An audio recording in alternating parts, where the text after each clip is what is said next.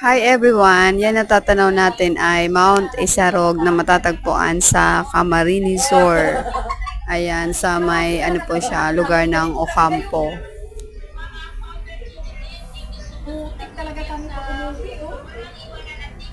Ang Isarog po ay isang bundok po siya na kung saan ang laman po nito ay tubig. Diyan po kami kumukuha ng ano, yung iniinom po namin ay diyan po nanggagaling sa Mount Esarog.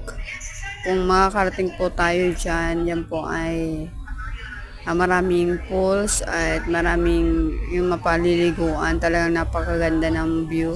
Pero bago po dyan makakarating yan, makikita nyo muna yung ano, yung mga talagang pataas po yung daan, tsaka maraming yung parang bundok na po talaga siya. Kaya medyo may kalayuan pa bago po marating yung Mount Isarog. Masarap din po mag-hiking sa Mount Isarog. Maraming mga magagandang views talaga bago makarating sa tuktok ng Isarog.